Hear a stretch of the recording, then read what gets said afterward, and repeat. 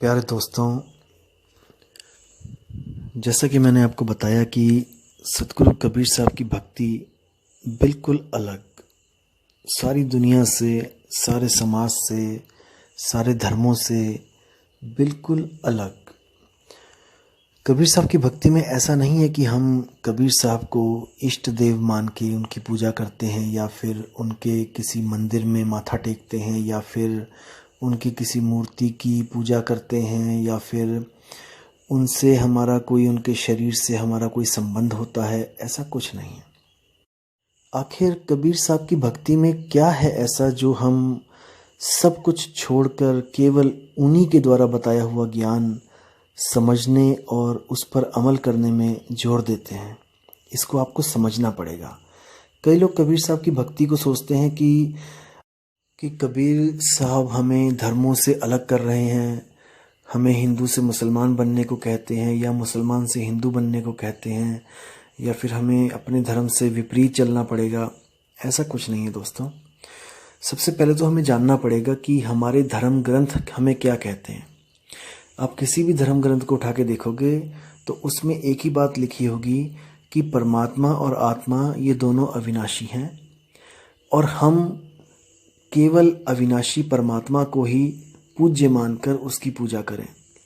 जैसे उस अविनाशी को कहीं अल्लाह लिखा है, कहीं वाहिगुरु लिखा है, कहीं पर उसको गॉड लिख दिया है। भाव एक ही होगा दोस्तों, नाम अलग अलग होंगे। हमने नामों में नहीं उलझना, हमने भावों को पकड़ना है कि वो किस अविनाशी तत्व की बात कर रहे हैं।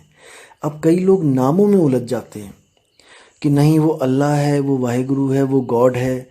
जैसे कई आत्मज्ञानी भी इसमें भटक जाते हैं कि वो आत्मा है कि वो परमात्मा है। अब इसी में झगड़ा हो जाता है कि वो आत्मा है कि वो परमात्मा है। जबकि कबीर साहब ने कहा है कि एक कहो तो हूँ नहीं, दो कहो तो गाली, और जैसा हूँ वैसा कहो कहे कबीर विचारी। कबीर साहब ने भी आत्मा और परमात्मा की बात के लिए बिल्कुल झगड़ा खत्म करवा दिया कि वो एक भी नहीं है, वो दो भी नहीं है। अब ये मैं फिर किसी वीडियो में क्लियर करूंगा कि वो एक और दो क्यों नहीं है, लेकिन आज मैं जो आपको बताने जा रहा हूँ वो ये है कि हमें उस अविनाशी तत्व को कैसे पाना है। मुद्दा ये है कि हमें उस अविनाशी तत्व को कैसे पाना है। क्या वो अविनाशी तत्व हमें किसी चर्च, किसी मंदिर, किसी गुरुद्वारे में जाके मिलेगा या किसी मस्जिद में जाके मिलेगा? नहीं, वो हमारे पास है। जैसे हिरन के पास कस्तूरी है, उसको कोई भी इस दुनिया में कोई भी कस्तूरी दे नहीं सकता क्योंकि वो ऑलरेडी उसके पास है। अब उसको फिर भी वो कस्तूरी प्राप्त नहीं होती सारी उम्र। क्यों? क्योंकि उसको कोई गुरु नहीं मिलता जो उसको समझा सके कि वो चीज तेरे ही पास है जिसको तू ढूंढ रहा है। बस दिक्कत यहीं पे है। हम भी क्या करते हैं, हम सारी उम्र खुद से ढूंढने में लगे रहते हैं। जैसे एक हिरन सारी उम्र अपनी कस्तूरी को ही ढूंढता रहता है और अंत में वो एक दिन मौत को प्राप्त हो जाता है, लेकिन उसको सारी उम्र वो कस्तूरी नहीं मिलती और वो कस्तूरी उसके पास होते हुए भी उसकी कोई मदद नहीं कर सकती। इस पे विचार करना पड़ेगा दोस्तों, मैं क्या कहना चाह रहा हूं। जैसे आपको पता है कि हर संत कहते हैं कि परमात्मा हमारे पास है, आत्मा हमारे पास है। दोस्तों वो हमारे पास है, लेकिन वो हमारे पास होती हुई भी हमारी मदद नहीं कर सकती, वरना आज तक वो सबको मिल गई होती। आपने विचार करना है। आत्मा भी हमारे पास है, परमात्मा भी हमारे पास है, लेकिन फिर भी हम युगों युगों से भटक रहे हैं। कारण क्या है? हमें कोई ऐसा सदगुरु नहीं मिल रहा है जो हमें उस आत्मा का, उस परमात्मा का लखाव करा दे, जो उसको लखा दे। इसलिए मदन साहिब कहते हैं, सोई गुरु पूरा कहावे, दो अक्षर का भेद बतावे, एक छुड़ावे एक लखावे, तब प्राणी निज घर को जावे। यानी कि ऐसा गुरु मिल जाए जो एक छुड़ाए एक लखाए। किसको छुड़ाए? किस अक्षर को छुड़ाए? उन अक्षरों को छुड़ाए जो 52 अक्षरों के अधीन है। जैसे किसी भी भाषा का कोई भी नाम हो, कोई भी मंत्र हो, वाहिगुरु वाहिगुरु, राम राम, अल्लाह अल्लाह, जय कृष्ण, जय श्री राम, जय हनुमान, कुछ भी, कबीर कबीर कबीर कबीर भी करेगा अगर कोई, तो वो भी उससे मुक्त नहीं हो सकता, 52 अक्षरों से बाहर नहीं हो सकता। क्योंकि कबीर में जो कबीर है वो भी 52 अक्षरों में ही आता है। तो कबीर साहब ने भी बोला है कि मुख से कहे कबीर कबीर तो ना कटे काल की पीर, नाम हमारा सब जग लेता भेद हमारा कोई ना कहता, मेरा भेद पावेगा सोई जाका सतगुरु पूरा हुई। कबीर साहब ने कहा कि कोई अगर मेरा नाम जपवा रहा है किसी भी पंथ में तो वो समझ जाना कि वो काल का ही दूत है, वो आपको किसी ना किसी लोक में भेज देगा। कोई डुप्लीकेट सतलोक, कोई डुप्लीकेट अनामी लोक, कोई डुप्लीकेट अलख लोक, कोई डुप्लीकेट अकह लोक, इन्हीं डुप्लीकेट लोकों में आप हमेशा आते जाते रहोगे। लेकिन कबीर साहब का जो सतलोक है, जो मैंने आपको पिछली वीडियो में बताया था कि क्या है सत और क्या है लोक, जब आप उस सत्य स्वरूप शब्द स्वरूप में जब समाओगे तब आपको पता लगेगा कि असल में आपकी हस्ती क्या है। एक छुड़ावे एक लखावे, जो छुड़ाने वाली चीज़ है वो मंत्र, उन्हीं मंत्र के द्वारा क्या है मन सिमरण कर रहा है, इस मन को भी छुड़वा दे, क्योंकि मन ही आपको बेवकूफ़ बना के बैठा है। इस जीव आत्मा को मन ही भटकाता है। मन के मते न चालिए मन है पक्का दूत। कबीर साहब कहते हैं हे जीव तुम मन के कहे मत चलो, मन ही तुम्हारा दुश्मन है। लेकिन आपको ऐसे भी स्वयंभू आत्मज्ञानी मिल जाएंगे जो आपको बताएंगे कि आप कौन हो, आप मन हो, आप ही मन हो, ये आपको ही मन घोषित कर देंगे। ऐसे स्वयंभू नकली आत्मज्ञानियों से दोस्तों बच के रहना है, क्योंकि ये जन्म बार बार नहीं मिलेगा। इसको समझना पड़ेगा आपको। तो करना क्या है, एक छुड़ावे एक मिलावे तब प्राणी निज घर को जावे। फिर प्राणी को निज घर यानी कि निज स्वरूप, क्योंकि देखो दो स्वरूप हैं, एक आत्म स्वरूप है, एक मन स्वरूप है। मन स्वरूप को छुड़वा दे और आत्म स्वरूप का लखाव करा दे, तो आपकी सुरती जो मन में अटकी पड़ी है, जो मन और तन में उलझी पड़ी है, जिस मन ने आपकी सुरती को उलझा रखा है, वो कहाँ जाएगी? वो जाएगी सत्य स्वरूप में, शब्द स्वरूप में।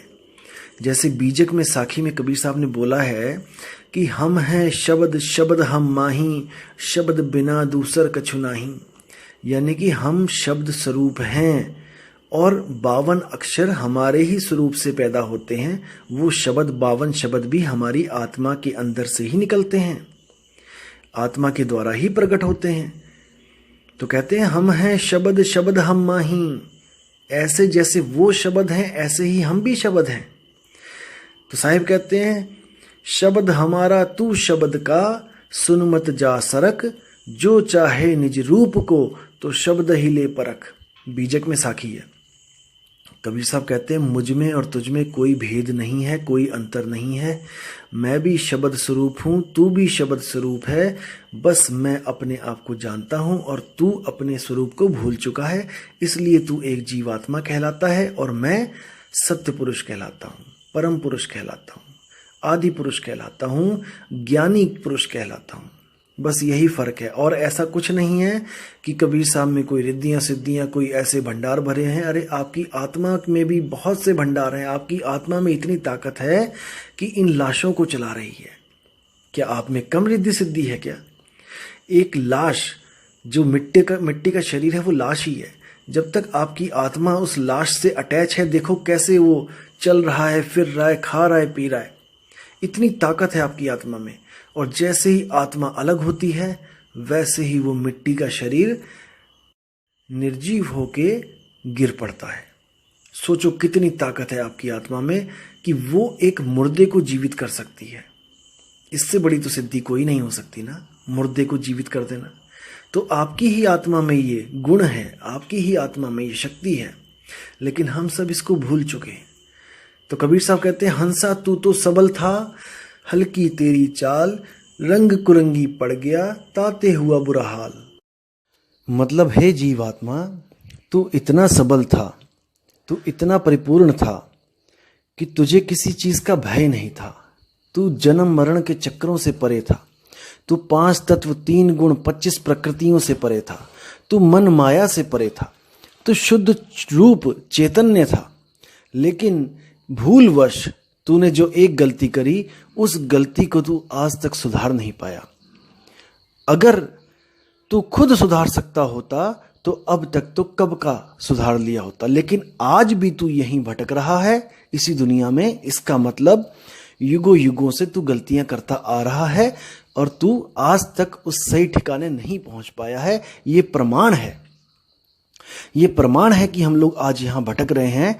यही प्रमाण है कि हम लोग आज भी फंसे हुए हैं और ऐसा ही समय आने वाले जन्मों में भी आएगा। हम ऐसे ही बैठे होंगे और ऐसे ही विचार कर रहे होंगे कि हम कैसे निकलें। अब याद रखो दोस्तों कि अनंत युगों तक अगर उस आत्मा ने हम पे कृपा नहीं करी तो अब कैसे कर सकता है। अनंत युगों तक अगर उस परमात्मा ने हम पे कृपा नहीं करी तो अब कैसे कर सकता है। अभी भी नहीं करेगा और वो कभी भी नहीं करेगा जब तक हमने एक भेदी सतगुरु की शरण ना ली तो। क्योंकि कबीर साहब की वाणी और सब संतों की वाणी यही कहती है, गुरु बिन ज्ञान न उपजे, गुरु बिन मिले न मोक्ष, गुरु बिन लखे न सत्य को, गुरु बिन कटे न दोष। बिना गुरु के आपका ज्ञान हो ही नहीं सकता, आपको कल्याण वाला ज्ञान मिल ही नहीं सकता। आपको ज्ञान तो हो सकता है बिना गुरु के। कैसा ज्ञान? इस तीन लोक का ज्ञान। आप किसी भी तरफ किसी भी सड़क पे जाओ जहां पर कोई भी ना हो, आप उस सड़क पे जाओ, 1 किलोमीटर 2 किलोमीटर चलो, आपको ज्ञान हो जाएगा कि इस सड़क पर क्या क्या चीज थी, क्या क्या मैंने वहां पर देखा। ये ज्ञान आपको स्वयं हो रहा है, प्रकृति से आप तक पहुंच रहा है। आपको गुरु बनाने की जरूरत नहीं है। लेकिन जब आप आत्मज्ञान में आते हो तो वहां पर भेद होते हैं, रहस्य होते हैं। रहस्य तब तक नहीं पता चलते जब तक कोई रहस्यों को जानने वाला हमें ना बताए। इसलिए बोला गया है कि सोई गुरु पूरा कहा है, 2 अक्षर का भेद बताए। भेद यानी कि रहस्य। वो रहस्य जब तक आपको नहीं पता लगेगा, जब तक आप कदापि मुक्त नहीं हो सकते। इसीलिए वो रहस्य स्वयं से प्रकट नहीं होते हैं। वो रहस्य परमात्मा आत्मा का छोड़ो, इस दुनिया के रहस्य स्वयं से प्रकट नहीं होते हैं। कोई आपके खिलाफ षड्यंत्र रच रहा है, तब आप किसी ना किसी से पूछोगे कि भाई वो मेरे लिए क्या बोल रहा था, वो मेरे खिलाफ क्या बोल रहा था। आपको पता लग गया कि कोई बंदा आपके खिलाफ कुछ कर रहा है, तो आप स्वयं से नहीं जान सकते कि वो मेरे खिलाफ क्या कर रहा है। आप लोगों से पूछने की कोशिश करोगे कि मुझे बताओ कि वो मेरे खिलाफ कौन सा षड्यंत्र रच रहा है। तो जब हमें 3 लोक का ज्ञान अपने से नहीं हो सकता, तो वो परमपिता आत्मज्ञान वो कैसे हो सकता है बिना गुरु के, बिना भेदी के। तो इसलिए दोस्तों विचार करना है, बिना गुरु के मुक्ति नहीं मिलती है। लेकिन अगर आपको गुरु गलत मिल जाए तो इसमें सतगुरु का कोई दोष नहीं। क्योंकि कबीर साहब हमेशा कहते हैं कि ऐसे ही किसी भी गुरु के पीछे नहीं लगना चाहिए, हमें उसकी परख कर लेनी चाहिए। गुरु करो जान के, पानी पियो छान के। गुरु बिना जाने नहीं करना चाहिए, उसकी तह तक जाओ, उसके सारे ज्ञान को समझो और जब लगे कि वो परिपूर्ण है तब उसकी शरण में जाना चाहिए। गुरु करो जान के, पानी पियो छान के। पानी छानने को क्यों बोला गया है? क्योंकि पुराने समय में क्या था कि जब हम पानी पीते थे किसी कुएं से, किसी नदी से, किसी पोखर से, तो उसमें छोटे छोटे जीव आ जाते थे और उन जीवों को हम सीधे पानी के द्वारा शरीर में प्रवेश करवा देते थे। उससे बीमारियां होती थी और जीव हत्या भी लग जाती थी। तो कबीर साहब ने बोला कि पानी पियो छान के, बिना छाने पानी नहीं पीना है, क्योंकि सूक्ष्म सूक्ष्म जीव वो मर भी जाते हैं और वो हमारे शरीर का नुकसान भी करते हैं। लेकिन आज बिल्कुल उलट हो चुका है।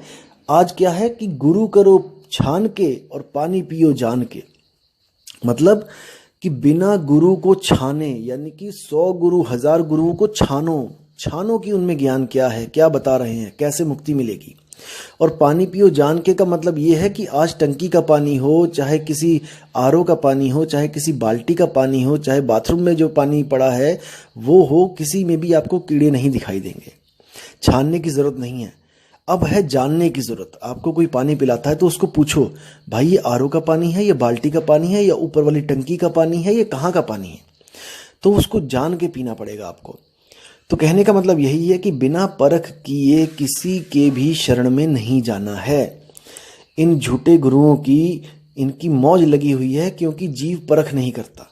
अगर ये जीव परख करने लग जाए तो किसी भी झूठे गुरु की दुकान में कोई भी बंदा आपको खड़ा नहीं मिलेगा। क्योंकि अगर आपको पता ही लग जाए कि ये इस दुकान पे झूठ बिक रहा है, तो आप कोई मूर्ख थोड़ी नहीं हो जो वहां पे जाओगे। मूर्ख तो तब तक बने रहते हो जब तक विवेक नहीं लगाते हो, विचार नहीं करते हो। तो भाई संत आपको विचार भी देंगे और विवेक भी देंगे, लेकिन सत्य असत्य का निर्णय तो आपको स्वयं करना पड़ेगा कि जो आप बात सुन रहे हो ये सच है या ये झूठ है, ये आपको देखना है।